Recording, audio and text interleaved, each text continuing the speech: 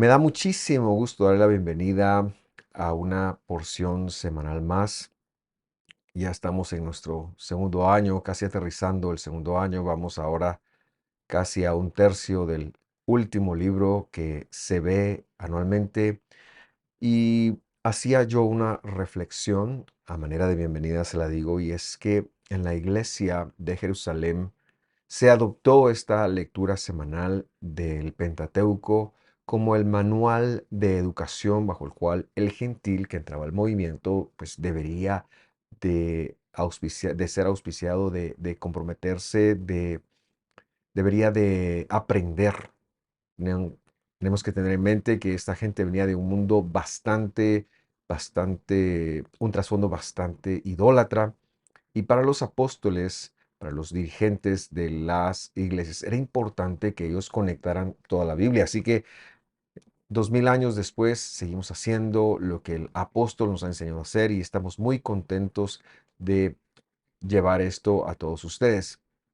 Quiero recordar, como mencioné, que este es el segundo año que lo hemos hecho y hemos procurado que el año pasado fuera un tiempo de introducción a las porciones. Este año hemos leído y avanzado un poquito más y en consecuencia las grabaciones tardan un poco más. Hoy nos toca ver la porción de Ekev, que quiere decir huella, específicamente la huella que deja el talón. Y la porción comprende desde el versículo 12 del capítulo 7 hasta el versículo 25 del capítulo 11. Yo le invito a seguirnos en nuestras redes sociales y a buscar en nuestra biblioteca, en nuestro canal de YouTube, las porciones del año pasado, porque estas tienen la intención de ser secuenciales con respecto de las del año pasado. La semana pasada veíamos la porción de Vaed Hanan. Yo fui hecho partícipe de la gracia, es la traducción. Profundizamos precisamente en ello. Y hoy veremos Ekeb, pero la introducción siempre me gusta hacerla desde lo que hablábamos el año pasado. Entonces, decir que el año pasado introdujimos el concepto de que Dios cumple sus promesas, que no se desvía de ellas y que no es mérito humano alguno lo que logra que nosotros obtengamos la bendición, es decir, no es nuestra obediencia, no es nuestro mérito, sino que todo fue idea de Dios y que la huella de que Dios ha dado un pacto para nosotros es que en nosotros está registrada la responsabilidad de cumplir con su palabra, de cumplir con sus mandamientos. El año pasado mirábamos tres conceptos interesantísimos que eran el escuchar, el guardar y el hacer.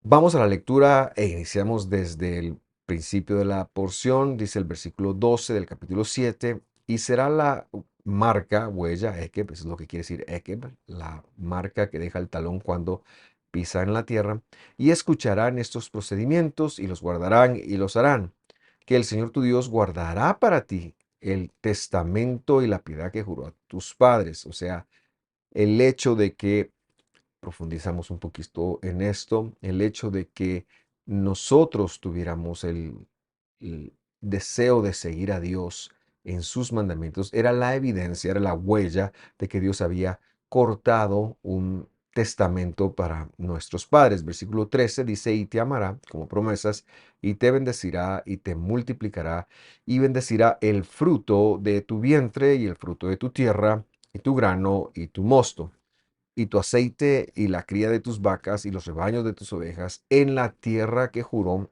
a tus padres que te daría. Entonces, el testamento del Señor, que es como ha de entenderse la palabra pacto cuando está puesta entre el hombre y Dios, la palabra testamento como una promesa, es de que Dios nos iba a amar, nos iba a cuidar, nos iba a guardar, no tanto por nuestro desempeño, sino porque era una promesa que Él había hecho. Y el que nosotros guardemos su palabra, el que guardemos sus mandamientos, sus procedimientos, sus competencias, no es otra cosa más que la evidencia de que Él está trabajando para que nosotros lo cumplamos, perdón. Este capítulo empieza a entregar entonces unas promesas muy lindas. Sin embargo, el tema que hoy queremos desarrollar tiene que ver con la lógica, la forma de operación que Dios tiene, o por lo menos intentar deducirla desde el texto y desde la mente que está trabajando aquí, comunicando este mensaje a nosotros.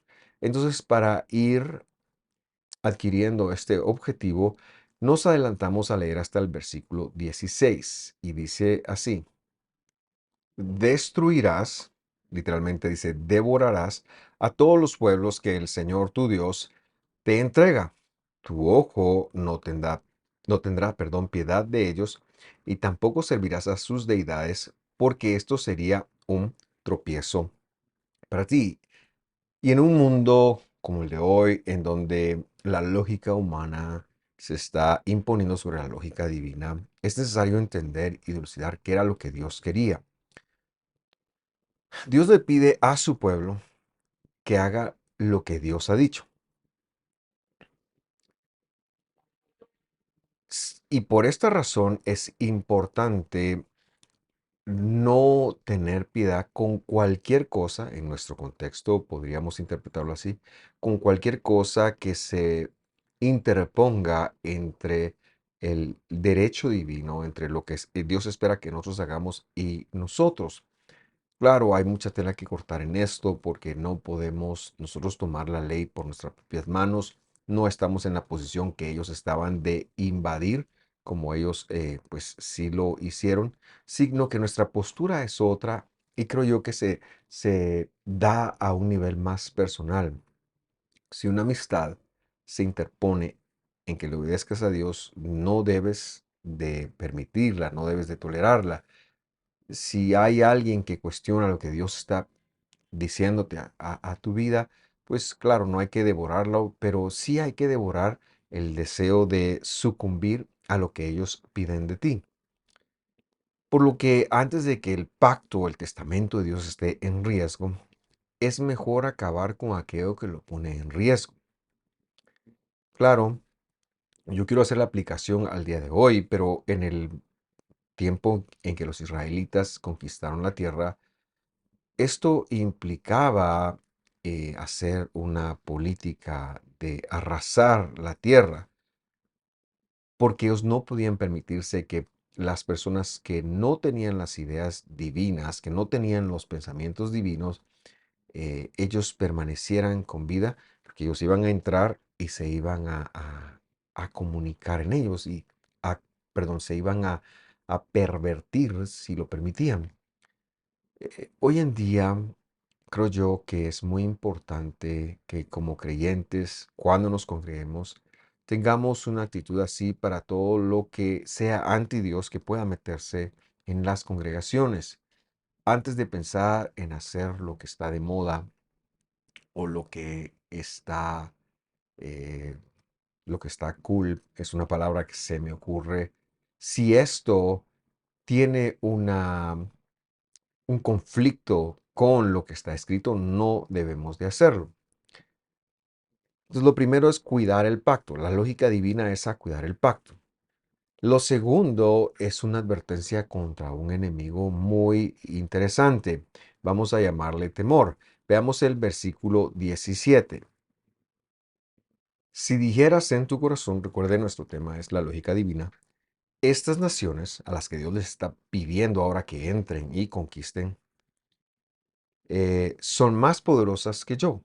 ¿Cómo podré desposeerlas? Versículo 18. Lo primero que responde Dios es: no tendrás temor de ellas. Recordarás lo que el Señor tu Dios hizo a Faraón y a todo Egipto. Y esto se plantea en primer lugar a los israelitas, que seguramente eran menos avanzados en lo militar, eran menos fuertes en lo militar, y el temor podría ser una emoción real, pero que para nosotros también tiene que ver en función de vivir en un mundo en el que podamos ser aislados o en el que podamos temer por no plegarnos a las ideas de afuera. Lo primero que quiero señalar acá en la lógica divina que me llamó mucho la atención es que en el versículo 18 se encuentra un presente tautológico. ¿Qué quiere decir eso? La repetición de un concepto para generar más fuerza. O sea, recordarás. La Biblia se expresa en muchos casos cuando quiere hacer un énfasis de esta manera. Por ejemplo, la primera vez que se encuentra en la escritura es cuando Dios le advierte al hombre que de comer del fruto, él morirá. O sea, es como que estuviera asegurando que así será indefectiblemente, no hay otra opción. Cuando venga el temor, dice la lógica divina, tienes que recordar. Ahora esta palabra recordar, este verbo recordar viene en la palabra zahar y eso quiere decir varón, eso quiere decir un hombre experimentado. Lo que está llamando nos a hacer es que debemos de hacer una memoria intencional de algo específico. Ya veremos qué es ese algo. Porque hemos de recordar que aquí se está expresando a una generación que quizás no ha visto de primera mano cómo es que Dios hizo los milagros que hizo, las plagas de Egipto, la partición del mar. Es una generación que está creciendo pensando en que lo más lógico que suceda es que llueva pan del cielo, como lo hacía el maná, o que de pronto las rocas se conviertan en agua como lo han visto, o ellos piensan que lo más normal es que siempre haya una nube cuando es de día y una columna de fuego cuando es de noche sobre ellos para cubrirlos en el desierto. Pero esto no es así. Cuando estemos en una situación complicada y difícil, tenemos que rememorar, los eventos que se han vivido. Y ahí es donde entra la lógica divina. En la lógica humana ellos están diciendo que los retos son más poderosos que la misión le está dando. Y así nos sentimos muchas veces. ¿Cómo harás para poseerlo? El punto que Dios llevó a los israelitas fue a recordar la promesa y el desempeño divino. Y por eso es que a mi mente viene quizás una de las historias más hermosas de la Biblia, que es cuando Israel está acampando frente al mar entre dos montañas, entre dos cordilleras montañosas, solo hay un canal, y el ejército del faraón, el ejército egipcio, los empieza a perseguir. No hay escapatoria posible. Ellos están atrapados. Y empieza a haber una reacción muy difícil entre las personas. Algunos gritan, algunos quieren ir a la guerra, otros se quieren suicidar. Hay una desesperación y Moisés empieza a orar. Y Dios le dice, ¿sabes qué? No puedes orar. La lógica divina es que Dios te ha prometido que te va a llevar a una tierra. En nuestro caso, Dios nos ha prometido la resurrección. Esa es la esperanza de gloria. Y Dios te ha prometido eso. Todo lo que pase acá es una leve tribulación momentánea. Así que Dios le dice a Moisés, no es tiempo de orar, tienes que actuar. Marcha hacia el mar, parte el mar. Eso es lo único que queda por hacer.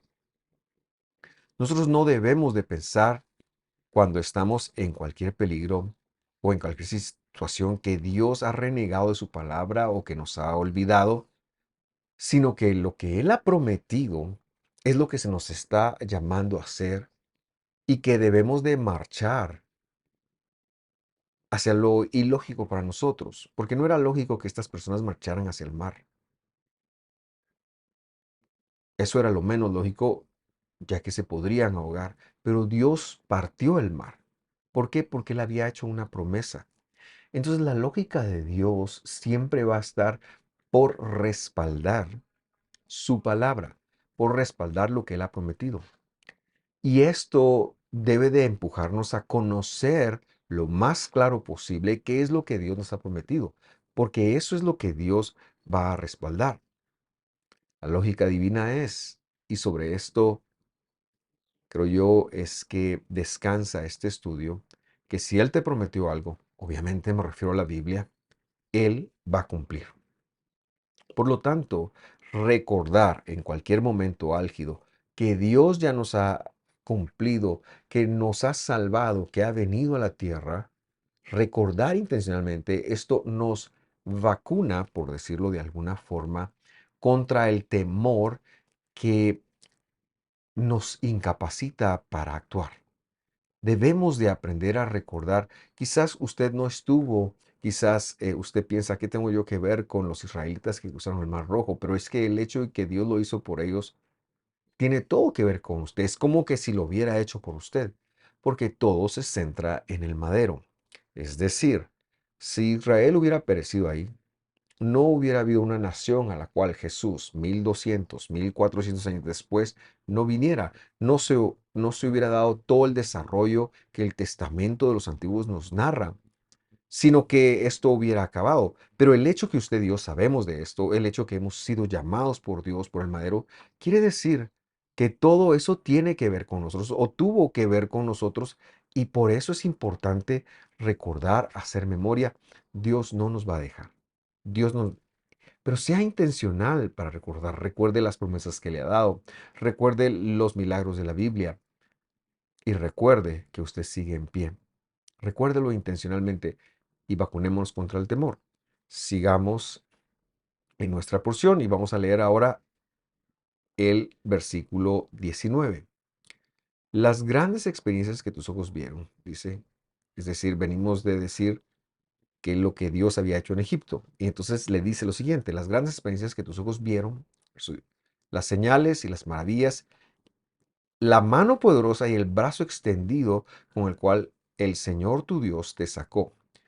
Así el Señor hará con todos los pueblos que temes. Es decir, tú has superado con las promesas de Dios algunos retos en tu vida. Retos de alimentación, retos de vestido, retos de lo que sea. Así como lo has superado, cuando lo recuerdes intencionalmente, el Señor te va a llevar, va siempre a proveer un camino para cumplir su propósito, para cumplir su palabra en ti. Esa es la lógica divina. Me gusta desarrollar estos versículos, estos temas verso a verso. Y vamos a hacer un salto al capítulo 8, pero antes de hacerlo, me pareció importante leer el versículo 20 en un espacio que queremos aclarar un asuntillo. Ya ver usted a qué me refiero. Un asuntillo que encontramos ahí que, si bien no es trascendente, creo yo que es importante saber a qué se refiere, porque luego se hacen canciones, ya ver usted a lo que me refiero, y bueno, es importante ir a esto con conocimiento de causa. Leamos el 20. Entonces dice, además, es decir, como parte de la lógica divina, como parte de la promesa, el Señor tu Dios enviará la avispa. Y yo le coloqué la palabra en hebreo que está ahí, zirá, contra ellos, hasta que perezcan los que queden y se escondan contra ti. La palabra zirá es una palabra que se adaptó en los últimos años. No puedo decir cuántos, no lo sé, pero es una palabra más que el hebreo moderno adaptó. De lo que estamos seguros es que en el momento que Dios lo dice a Moisés, no significaba avispa. ¿Por qué lo decimos? Porque en la Biblia, cuando se refiere a avispa, se dice la mismísima palabra que abeja. La palabra es debra. Algunos dicen Débora, Débora, debra, Débora, Débora. Y esto es importante porque cuando llega la traducción en Israel, en las traducciones antiguas no se han puesto, no han logrado ponerse de acuerdo a qué se refiere con esta eh, palabra zirah. Lo que sí sabemos y están de acuerdo es que la palabra que la llevó a interpretar como avispa es muy posterior, incluso es muy posterior a Jesús. Entonces, ¿qué quiere decir esto? ¿Cómo nosotros hacemos para solventar esto? Porque obviamente ya hoy, cuando el traductor va y busca qué quiere decir zirah, en hebreo moderno sí quiere decir avispa. pero no en hebreo bíblico. Y esta distinción es importante hacerla. Hay una gran diferencia entre los conceptos del hebreo moderno y del hebreo bíblico. Por ejemplo, en hebreo moderno la palabra hombre se dice geber. Un geber o un gibor en la Biblia era un hombre rudo, no era solo un hombre, era un hombre rudo que usaba su fuerza, fuera para un propósito divino o fuera para un propósito no divino, pero un hombre que se está hablando del vigor, de la fortaleza del hombre. En hebreo moderno no es así, es simple y sencillamente hombre. Entonces queremos ofrecer dos posibles traducciones acá. La primera es una opinión de la edad media que Dios de alguna forma, esto se está refiriendo a melahim, a mensajeros, a ángeles, que Dios iba hasta donde estaban o estuvieran escondidos, porque así dice el versículo, escondidos, que los iba a ir a traer y los iba a sacar para exterminarlos. Recordemos que dentro de lo que estamos leyendo, la lógica divina es que no puede haber un atentado contra el pacto de Dios. Entonces, una de las opiniones tiene que ver con que Dios iba a enviar a ángeles donde están escondidos. Y esto tiene mucho más sentido que avispa, en primer lugar, porque no se refería a eso por las razones que dimos, pero en segundo lugar, porque la avispa no es de ir a buscar lo escondido, sino que ellas habitan en espacios abiertos. La segunda interpretación, y creo que esta es la que más me convence a mí, es el desarrollo, el desarrollo de la palabra. La palabra zira, que han traducido como avispa, viene de la palabra zaraat, que en otros lugares se ha traducido como lepra. ¿Y que era la zaraat? No era lepra, no era lepra como conocemos. De hecho, la lepra, como se conoce hoy, es un virus. Zaraat era una afección cutánea que causaba distintas repercusiones en el cuerpo. Y aquí lo que está diciendo es que esta aplicada a los enemigos del pueblo de Israel tendría incluso el poder para acabarlos, para destruirnos. Esto no es trascendente, pero creo que es importante saberlo para que cuando tengamos la inspiración de cantarlo, por ejemplo, sepamos que no podemos cantar algo que no es bíblico. Em, las promesas y las instrucciones que se continúan dando en estos versículos subsiguientes son tan buenas que hasta Dios tiene el cuidado de que las naciones que van a entrar ellos a conquistar y a destruir lo van a hacer progresivamente, para que no se multipliquen las bestias y no se creen otros problemas. Es un cuidado maravilloso que Dios está teniendo aquí de los suyos. El capítulo 8 termina con una fuerte advertencia a la idolatría. Y como he dicho antes, pues yo me quería saltar hasta el capítulo 8, así que vamos para allá. 8.1 dice así: todas las competencias que yo te ordeno, o es decir, te capacito hoy, le estoy poniendo las palabras como pueden leerse, guardarán para hacer a fin de que vivan y se multipliquen y entren y tomen posesión de la tierra, que el Señor juró dar a sus padres.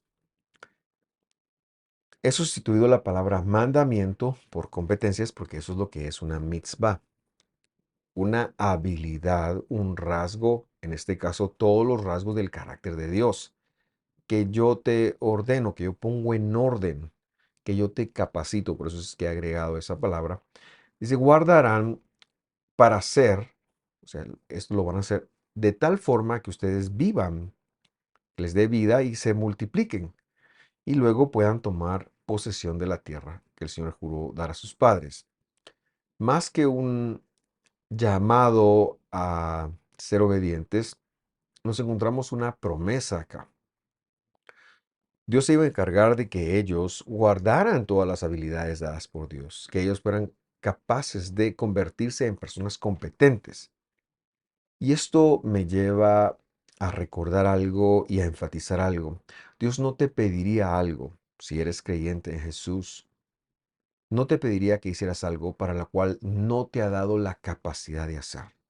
Es decir, lo que está escrito, Dios ha puesto el Espíritu en ti, el poder, su poder en ti, para que tú lo cumplas. La palabra guardar de este versículo implica que debemos de registrarlo en la mente. Nuestra mente está dividida entre lo que es temporal y lo que es eterno. Los mandamientos, las competencias de Dios son eternas. Y por supuesto, recordar que hacer también es llevar a la práctica. ¿Qué va a provocar esto? Una multiplicación y una posesión y una vida en donde Dios nos ha establecido. El versículo 2 señala, y recordarás todo el camino por donde el Señor tu Dios te ha traído por el desierto durante estos 40 años, para humillarte, para experimentarte. He sustituido aquí la palabra experimentar por probar, porque Dios no prueba, Dios ya sabe que no podemos. Experimentarte quiere decir que te da experiencia, a fin de saber lo que había en tu corazón, si guardarías o no sus mandamientos. Y entonces también volvemos a encontrarnos aquí el verbo recordar, el hacer una memoria. Ahora, y recordar todo el camino. ¿Para qué? Para que tú puedas ver las experiencias que has vivido ahí. No las pruebas. Dios sabe que nosotros somos humanos, que somos falibles, sabe de nuestra capacidad para fallar. Eh, porque lo pregunta entonces. Dios precisaba que para que la justicia fuera establecida, nosotros tuviéramos testimonio de que si Él no hace su obra en nosotros, si no circuncida el corazón, si Dios no nos toca, vamos a escoger el mal, no vamos a elegir el bien. Dios pusiera el bien y el mal frente a ti y te dejaría a ti elegir, seguramente elegirías el mal porque el mal es más cercano a la temporal y porque el mal es más lógico a la mente humana que ha caído, mientras que el bien es Él, pues genera un rechazo de nuestra humanidad. El Evangelio le llama de nuestra carne. El versículo 3 sigue diciendo, Él te humilló y te dejó tener hambre y te alimentó con el maná que tú no conocías. Recuerde, por favor, que esto le está hablando a personas que eran muy jóvenes cuando salieron de la tierra de Egipto.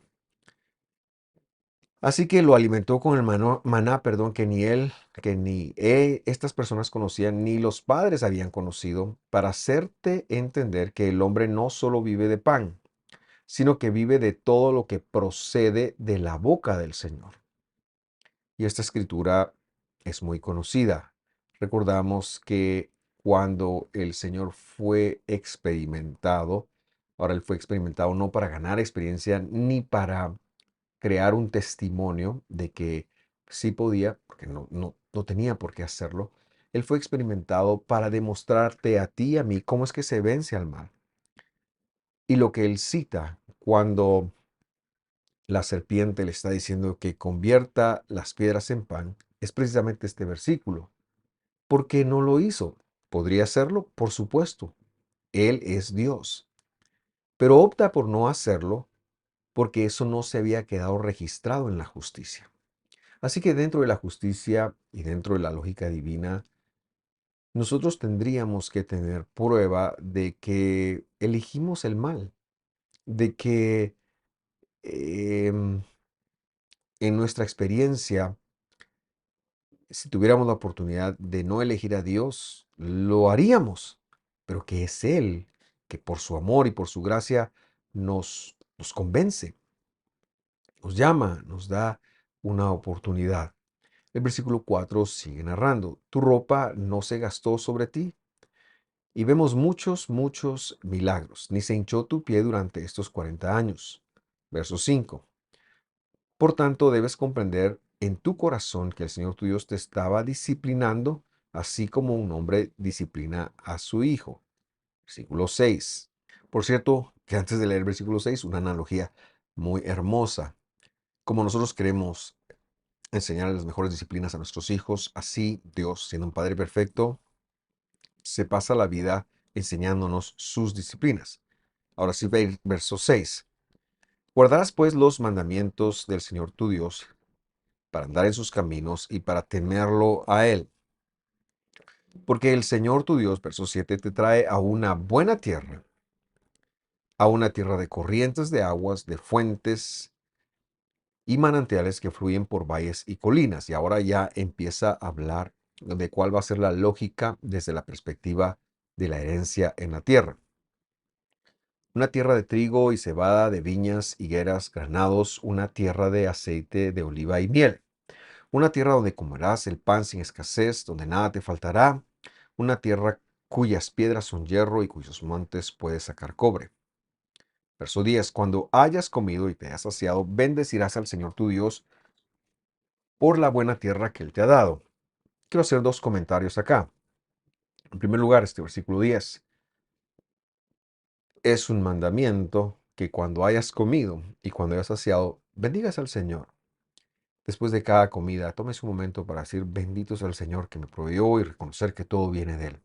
Eso es un consejo y parte de la lógica divina. Pero la otra cosa que yo quería decirle es que no hemos de perder de vista que Dios le está prometiendo al pueblo una herencia, una tierra que es distinta a Egipto, pero que también juega para nosotros, los creyentes del siglo XXI, como un ejemplo de que ahora vivimos en Egipto o estamos en el desierto, más que estar en Egipto, perdón, en el desierto, pero un día viviremos en la tierra prometida, que es la Jerusalén celestial.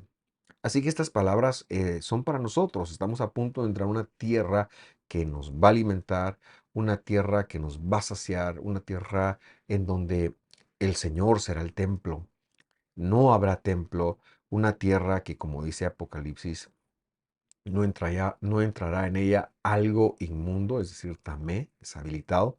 Por eso nosotros pensamos y creemos que las inhabilitaciones que la Biblia dice no van a entrar allí y por eso que no debieran entrar en los microtemplos que son nuestro cuerpo. En fin, la tierra de Israel es el prototipo de la Jerusalén celestial. Y cuando veamos las promesas de esta herencia, también debemos de tener en mente lo diferente que será en cómo vivimos hoy a cómo viviremos en el mundo venidero. Y en este ánimo viene una advertencia. Versículo 11. Cuídate de no olvidar al Señor tu Dios, dejando de guardar sus mandamientos, competencias, sus procedimientos, sus estatutos, es decir, promesas que yo te ordeno hoy. No sea que cuando hayas comido y te hayas saciado y hayas construido buenas casas y habitado en ellas, verso 13, y cuando tus vacas y tus ovejas se multipliquen y tu plata y oro se multipliquen, y todo lo que tengas se multiplique, entonces, verso 14, tu corazón se enorgullezca y te olvides del Señor tu Dios que te sacó de la tierra de Egipto de casa de servidumbre. Y viene esta advertencia. Por supuesto, en la Jerusalén celestial, nosotros no vamos a tener la inclinación a pecar, el efecto del pecado va a cesar, seremos transformados cuando Él regrese. Pero incluso hoy en día, cuando tengamos algún logro, no nos olvidemos de las competencias, de los procedimientos, de las promesas del Señor. ¿Por qué razón? Porque como humanos tendemos a pensar que podríamos llegar a entender que es nuestro desempeño, pero no es nuestro desempeño. Es que todo ha sido dado por gracia. Dios es tan bueno que ha tenido compasión de nosotros, nos ha elegido, nos ha escogido y nos ha dado su gracia. Y esto es algo que tenemos que tener en mente. La idea se profundiza un poquito más y adelantamos hasta el versículo 17 para ver cómo. Dice, No sea que digas en tu corazón, y este es un gran pecado, mi poder y mi fuerza y la fuerza de mi mano me han producido esta riqueza. Pero acuérdate que el Señor tu Dios, de él, Señor tu Dios, perdón, porque Él es el que te da el poder para hacer riquezas a fin de confirmar su testamento, el cual juró a tus padres como en este día. Y esto es muy importante, porque en la Jerusalén celestial no tendremos la capacidad de reclamar esto. Pero hoy que esperamos que se manifieste, sí que tenemos la capacidad de pensar y de olvidarnos de lo que Dios ha hecho. Y por eso la lógica divina te lleva a ver. El llamado que queremos hacer acá es a cortar de raíz con el pensamiento de que es cualquier capacidad tuya la que te logra algo con Dios, o que es tu mano, que es tu idea, lo que te puede producir los resultados. Ahora, antes de enfatizar el punto, como la lógica divina que es, quiero hacer una corrección, y me refiero a la palabra riqueza. Porque en la Biblia no dice riqueza, dice Hagil, y ya vamos a interpretar qué es. Así que vea ahora cómo es que está escrito. No sea que digas en tu corazón, versículo 17, mi poder y la fuerza de mi mano me han producido, este ejército. Eso es lo que quiere decir la palabra ágil. Pero recuérdate del Señor tu Dios, porque Él es el que te da poder para hacer ejércitos. Y así está escrito, a fin de confirmar su testamento, el cual juró a tus padres como en este día. ¿Qué es lo que Dios da? Dios da la capacidad de organizarte y organizar a otras personas con objetivos claros y logros. Ese poder, esa influencia que Dios te da y que genera resultados, pueden ser económicos, por supuesto, creo que por eso es que han traducido riqueza, pero es que ahí dice ejército. Pero también pueden ser morales, familiares, políticos, etcétera. Esa capacidad viene de Dios. El Señor tu Dios te ha dado el poder de influencia en quienes te los ha dado para confirmarte una sola cosa, que es Él el que te ha dado su testamento y que ese testamento está jurado a hombres y mujeres, nuestros ancestros espirituales, modelos de adopción bajo los cuales nosotros entramos. La lógica divina nos marca que todo lo bueno, toda buena dádiva, dice el Evangelio, y todo don perfecto descienden del Padre de las luces. Todo viene de Él. Esa es su tierra. Y si no eres cuidadoso, si te vas detrás de ídolos, si te vas de convertirte en tu propio ídolo, puede expulsarte, pero te volverá a traer. Ahora, yo soy muy cuidadoso en decir esto. No debes de relacionarlo con la salvación. No estoy hablando de que la salvación se pierde. Estoy hablando de que por un tiempo puedes ser expulsado de la tierra y perder tu influencia en ejércitos. La tierra era una señal de seguridad, de paz, de provisión, y vivir en el exilio es complicado. ¿Por qué vamos a tentar a Dios? ¿Por qué vamos a poner a Dios a prueba? No nos corresponde eso. No caigamos nunca en el engaño de pensar que nuestro bien tiene que ver con nosotros, porque no lo tiene que ver. La lógica divina es esta. Dios te ha escogido y te ha amado, y Él va a hacer que tú tomes sus promesas, las incorpores junto con sus procedimientos y tengas vida. Ni siquiera en función de mandamientos podemos pensar en que es porque los guardamos que Dios nos debe. Porque nosotros, cuando guardamos los mandamientos de Dios, solamente estamos siendo justos o haciendo lo justo. No estamos siendo justos, perdón. Estamos haciendo lo correcto, el deber ser. Y Dios va a hacer con eso lo que Dios tenga que hacer. Pero si no lo haces, Si piensas que tú eres tu propio beneficiario, puedes correr el riesgo de caer en desgracia, en el sentido de perder algo, de perder honra, de perder la habilidad de ser un ejército. Repito, no me refiero a la salvación, me refiero al desgaste que muchas veces se da cuando llevamos la vida pensando que nosotros somos poderosos y que no dependemos de Dios. Vivir aislado, sin sostén, es muy difícil. Dios te traerá de vuelta porque eres hijo. Pero ¿por qué querrías tú probar a Dios? Esa es la lógica divina y yo quería compartir esto contigo. Vamos a dejarlo acá. Quiero recordarte nada más que la próxima porción que veremos de hoy en 8 es Re. Se encuentra en Devarim, en Deuteronomio capítulo 11, versículo 26 hasta el 10:17.